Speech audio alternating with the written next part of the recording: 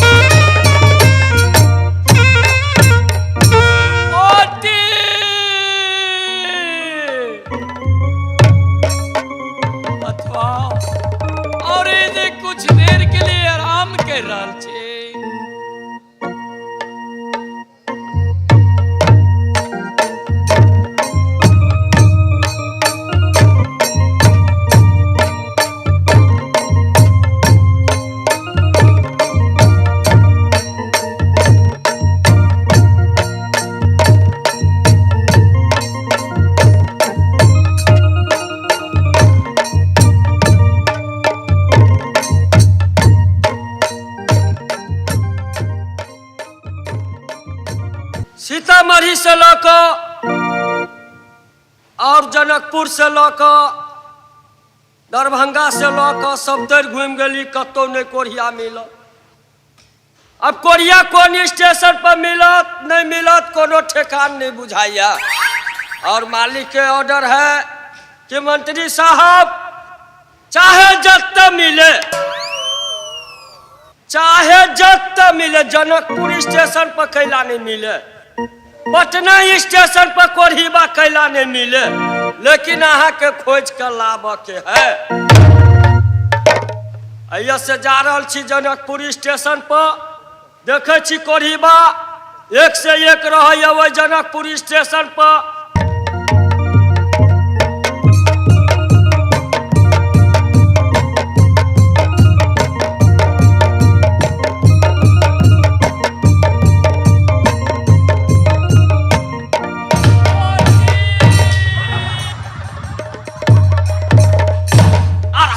बहनी तो बिच्चे रास्ता में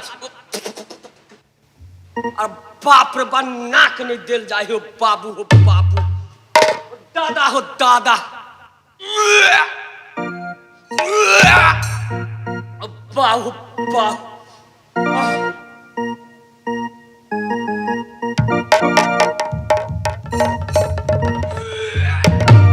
अरे बाप रे बाप बुझाई है जना न मन मक्खी एकरा पर धुनई के रहल है प्यूज के टघार बह रहल है नाक नहीं दिल जाए है इज्जत के ना अकरा लो जाए में पहाड़ रे भाई कोरहीबा रे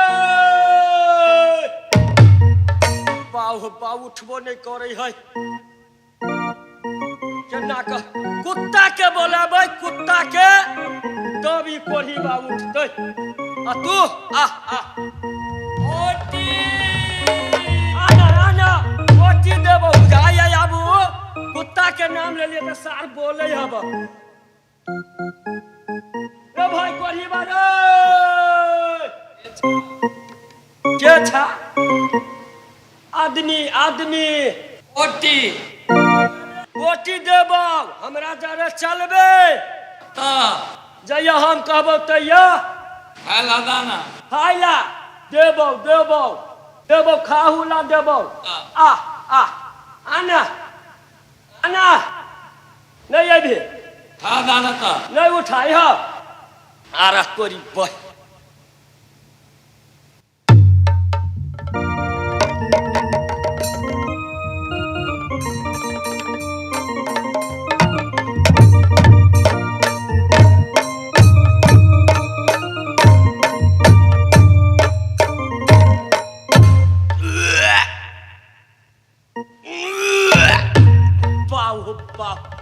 मालिक ओटी देबो पकाबू वाली देबो दाना मुबो ना बो मु ले खो ओटी खाबो करे छ ओटी करबो करे छ नहीं देवा तो जाय छी दछ या ले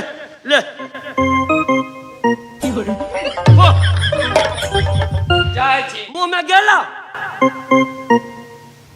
रे तू आ जाय छी ता होय रे भाई कोई बात रे कहीं भाग गेल है कुत्ता के चाल पारे छ कुत्ता के नहीं बोले अब नहीं बोले हमरा खाला दाना खाइला हां या ले आप खिया दे छु ले को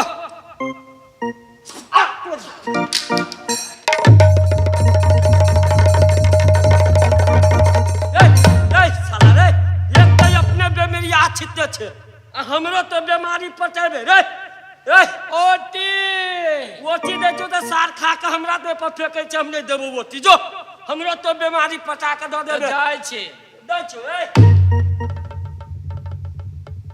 कहलिए हे हमरा जरे चल ना ओटी देबो भात देबो चलबे कत्ता जइया हम कहबो तइया कथी सब मिलते ओटी मिलतौ भात मिलतौ हे आ भात बनाबा वाली रोटी बनाबा वाली सेहो मिलतौ ओकर गाछ होए तो साफ पागल है ओटी के आती ओटी पकाबा वाली के कहूं गाछ भेले कनिया के बिया होए साफ वही तो पागल है अपनो पागल है हमरो पागल ए कनिया होतौ कनिया हे गोर जततौ कमा के खियातौ चलबे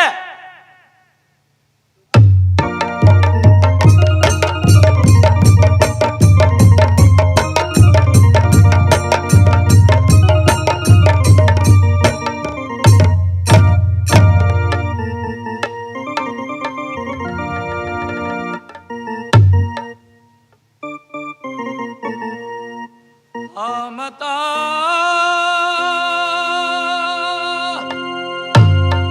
ई कोरिया चलाली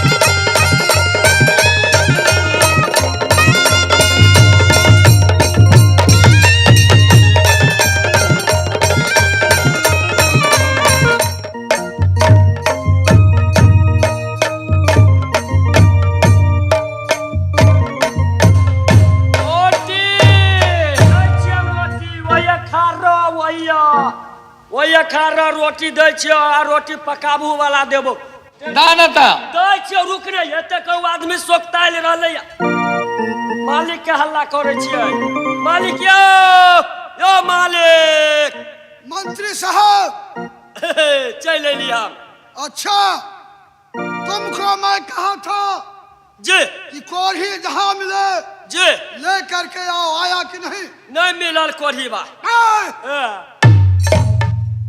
चुप करो, सही बताओ। अगर मालिक के नहीं कहे छे कोढ़ी बा मिललै मालिक हदैर के मर जतै से न त कह दै छियै जे कोढ़ी बा मिल गेलै मालिक मंत्री साहब, कोढ़ी बा मिल गेल अच्छा बाप रे नाक नहीं दिल जाही मालिक बंद करो बकवास। बीमारी हमरो पट गेल है सेहो कह दै छी हम साई के एके गो बहु छी मैं दो ठो कौन होता है? ये कते आदमी के दू दू गो है कहाँ है कोढ़ी बा कोढ़ी बा? देखा दै छी तनी अपने पाछा हो आ तब देखियो एकदम पूर्व में घूम के कोढ़ी बा ठाड़ भेल है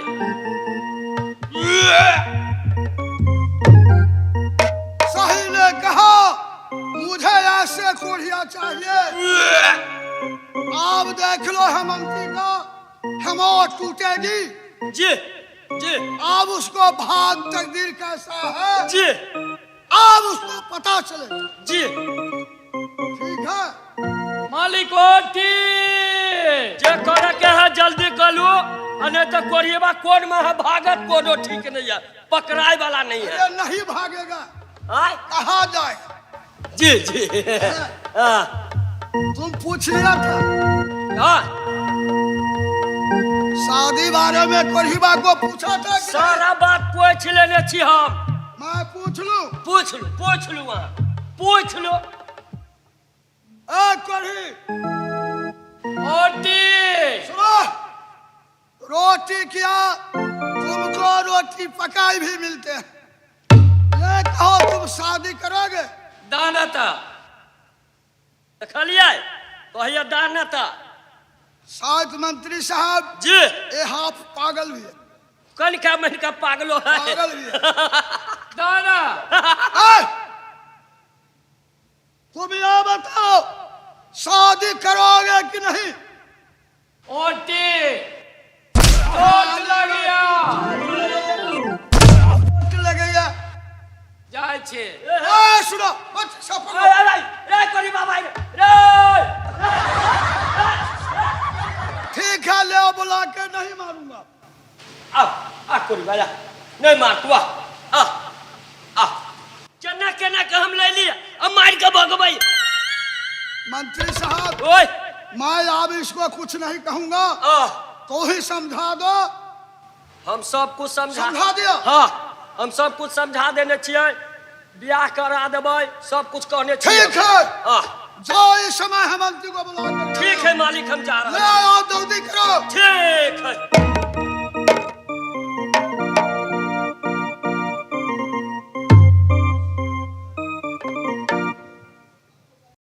हमारे इस चैनल मैथिली गंगा को लाल बटन दबाकर सब्सक्राइब करें व घंटी के निशान का बटन दबाएं ताकि सभी नए वीडियो आप तक तुरंत पहुंचे बिल्कुल मुफ्त।